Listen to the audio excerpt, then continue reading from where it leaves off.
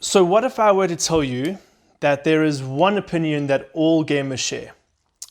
And that is that movie video game adaptations always suck. That is a rule that most video gamers will agree with. And of course we've got outliers. I mean, the Avatar game wasn't bad.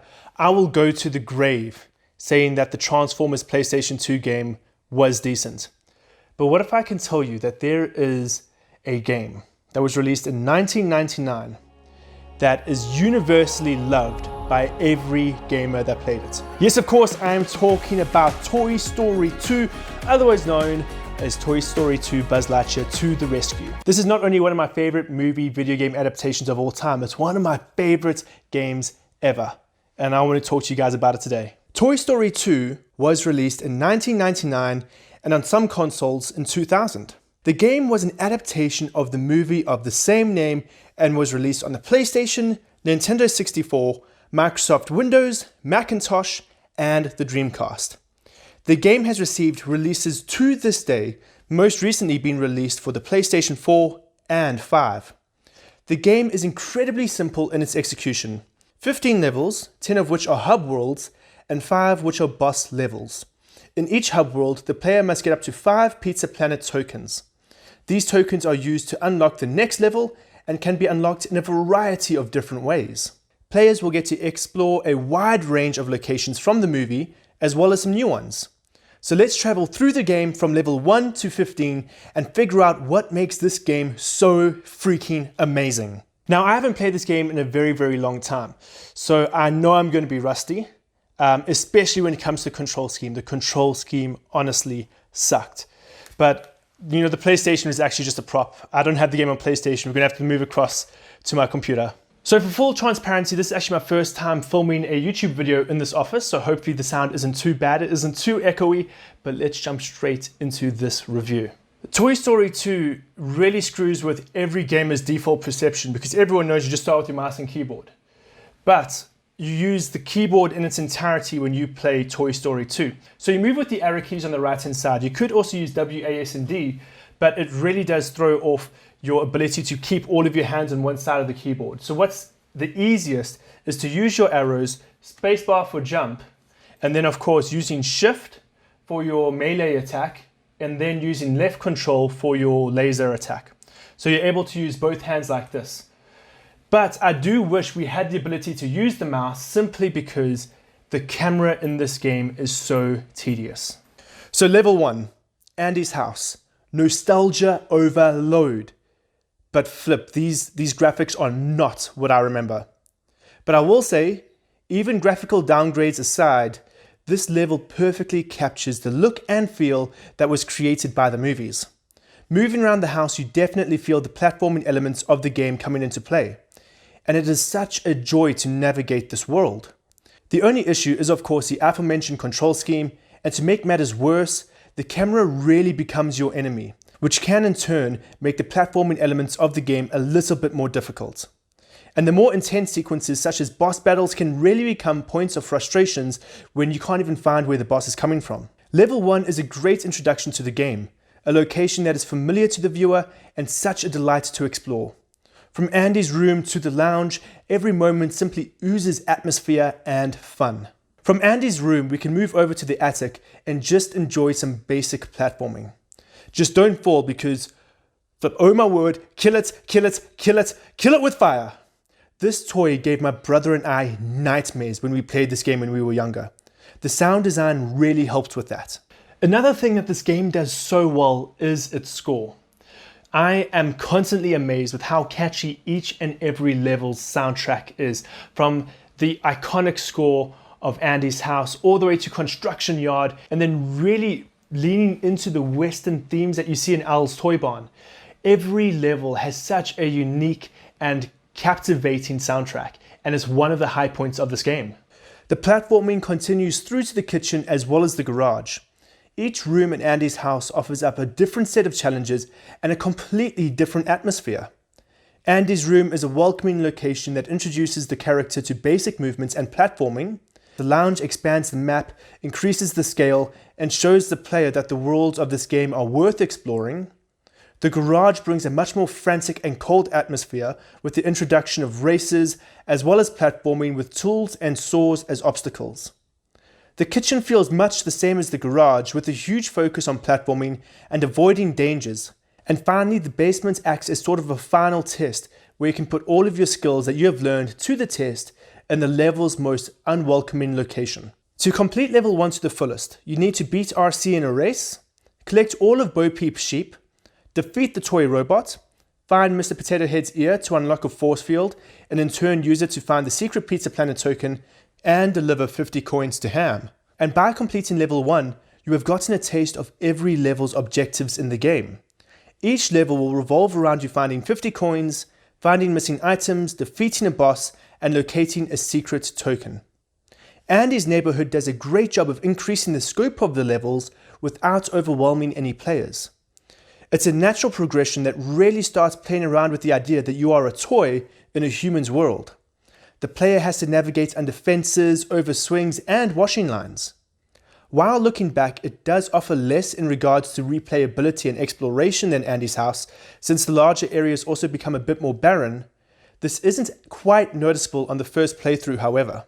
On this level, the player is required to find 5 army men, win another race against RC, collect 50 coins for Hamm, find the secret Pizza Planet token by jumping on an inflatable ducky, and by defeating one of the absolute hardest bosses in the game, the Zerg kite. While he may not be too difficult one-on-one, it's the fact that the battle takes place atop a massive tree, and a single wrong step could cause you to plummet back to the ground, where you'll have to climb all the way back up again. After finishing all of the missions in level 2, we can move on to level 3, Bombs Away, which is the first big boss battle. The fight takes place in a garden just from where we were exploring, and pretty much sums up how every boss battle will work moving forward. For the most part, you'll be in an area that is in no way worth exploring, and you'll need to learn the boss's attack patterns and then attack them when you see an opening. In Bombs Away, players will battle a toy aeroplane, which is actually much easier than it may seem. This will also probably be your first time using first-person mode extensively. Yes, they could have used it in the past for some puzzles, but never to actively combat an enemy, as common as it is in this battle. My favorite aspect of the first-person mode, though, is the reflection of Buzz Lightyear on his helmet that is visible to the player. It's just a little touch of immersion that goes a long way. But after defeating the toy plane by hitting him a few times with your laser, you fly out of the arena and to the next level, Construction Yard. One of the more unexpected levels in Toy Story 2, as it isn't explored in the movie. Rather, this is a unique level created for the game, a trend that is followed by the next level.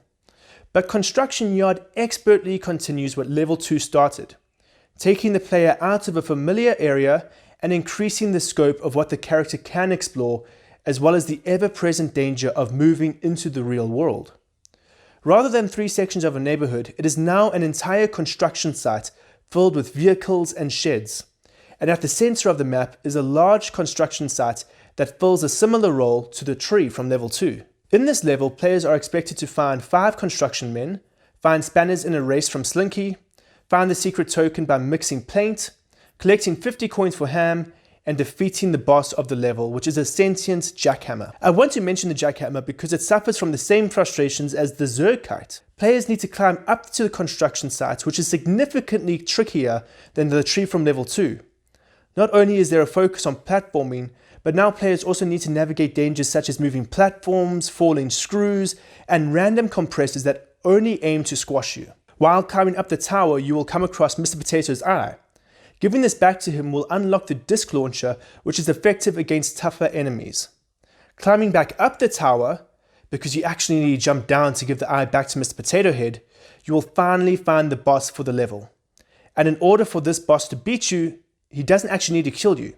He just needs to hit you off or put enough pressure on you that you make a wrong step and fall back down to the ground.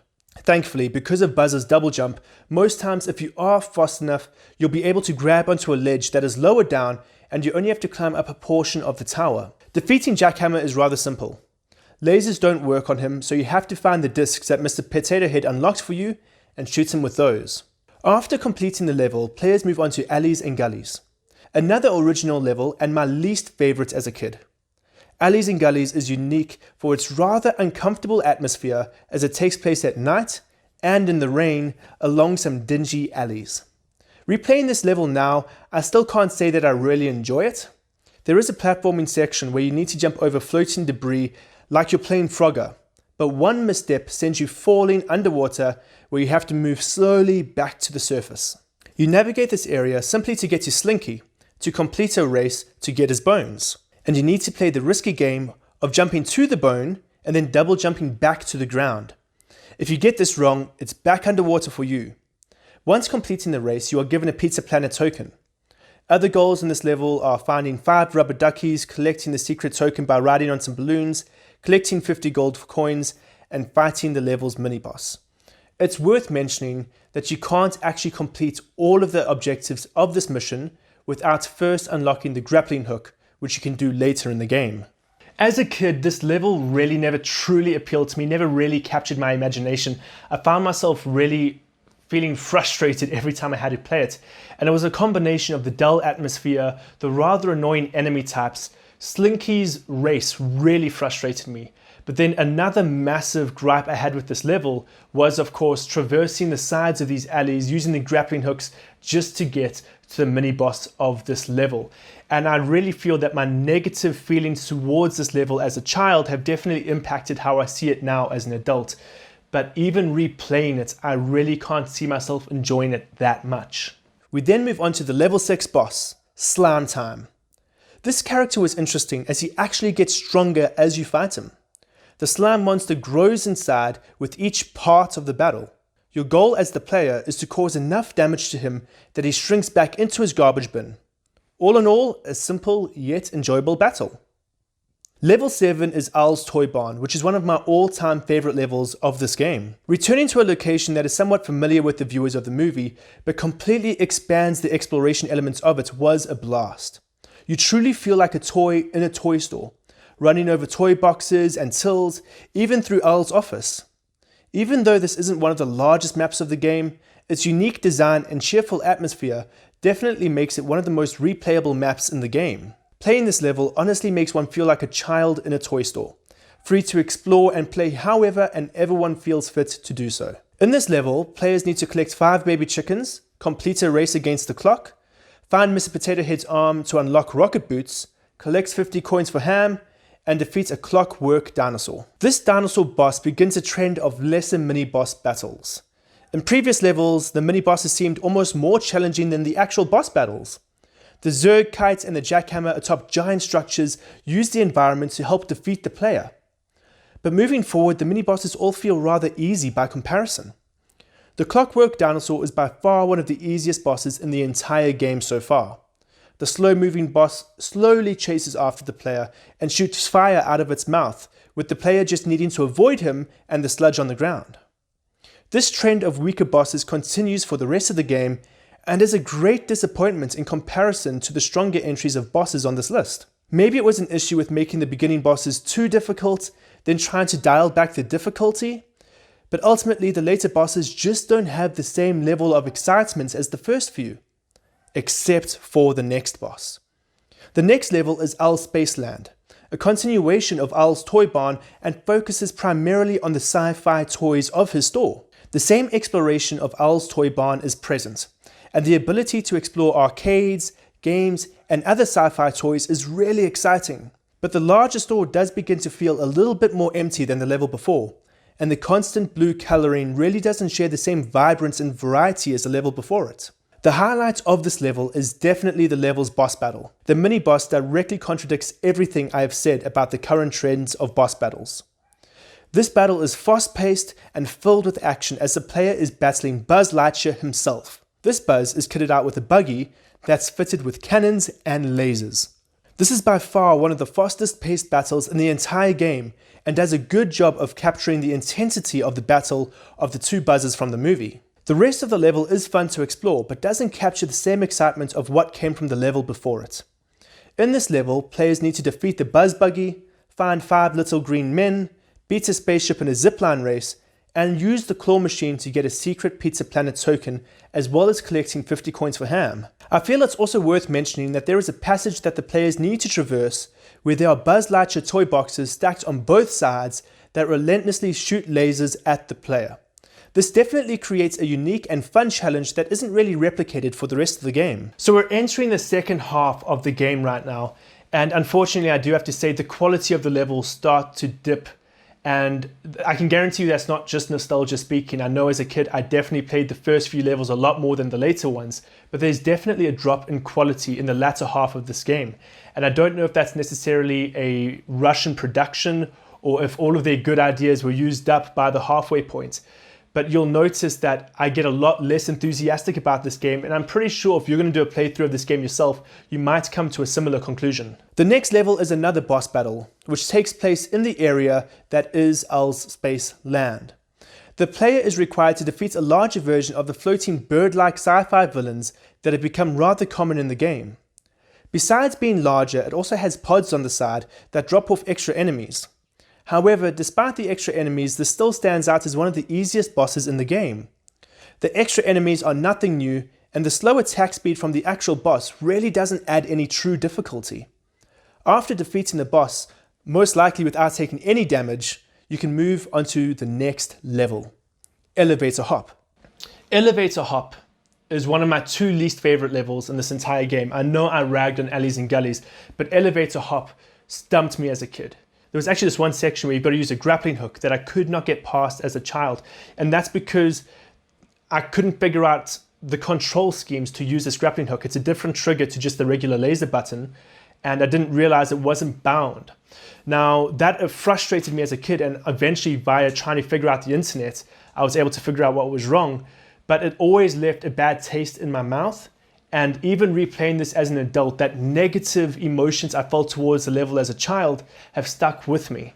But even while figuring out the different ways the level works, its verticality and its real slow progression and traversal of the entire level really didn't leave much to be desired in my opinion. In fact, it became one of the less enjoyable levels once again after replaying it all.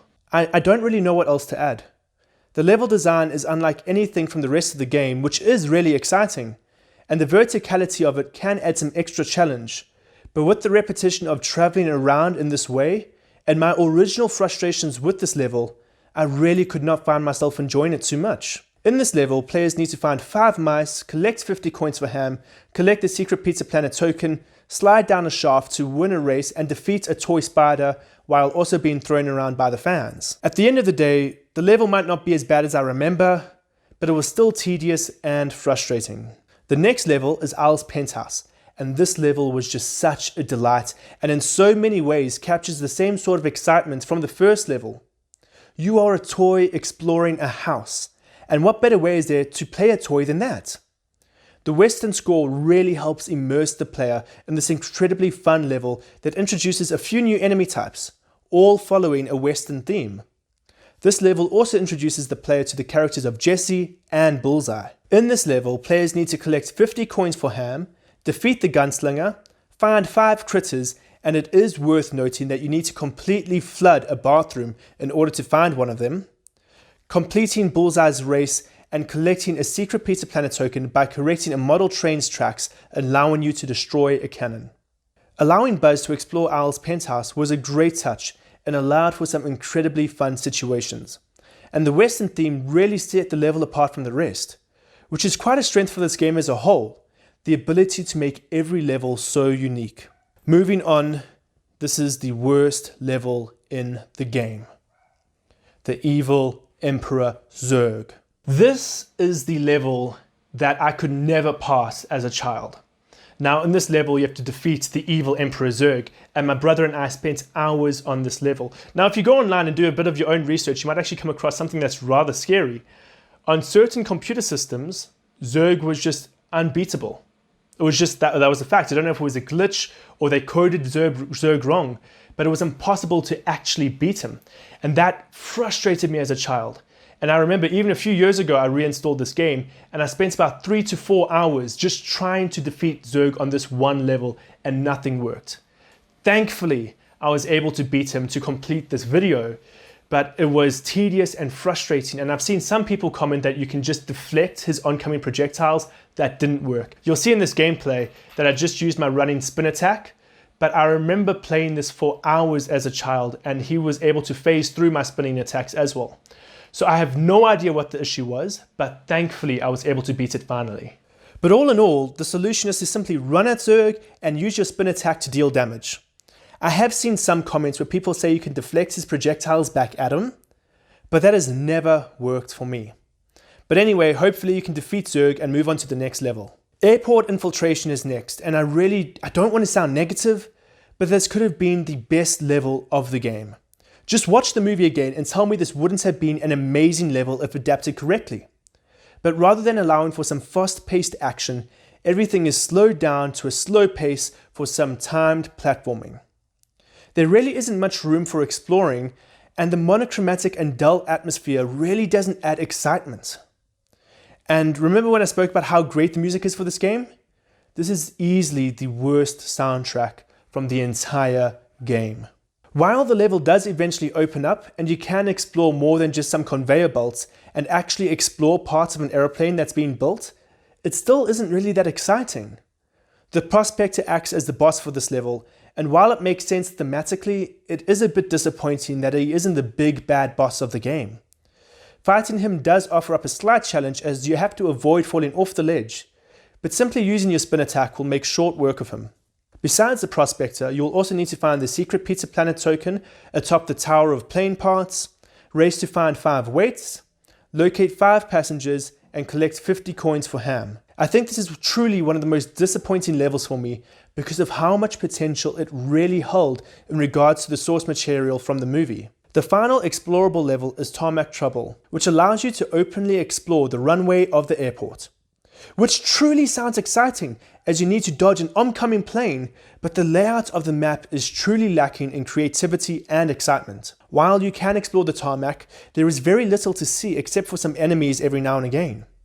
The true way to navigate the level is to climb up the flagpole in the center of the map and then run across the plane and jump off at the different locations where puzzles will take place.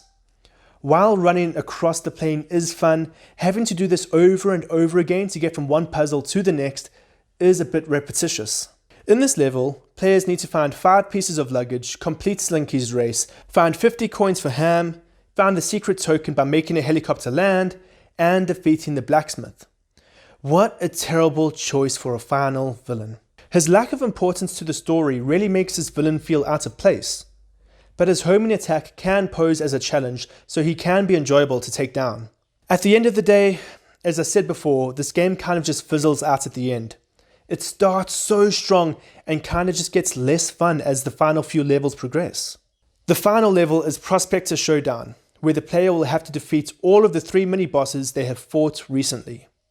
While the idea of bringing back mini-bosses for one final challenge might seem like a good idea, it does feel a bit hollow having fought villains you've already defeated before.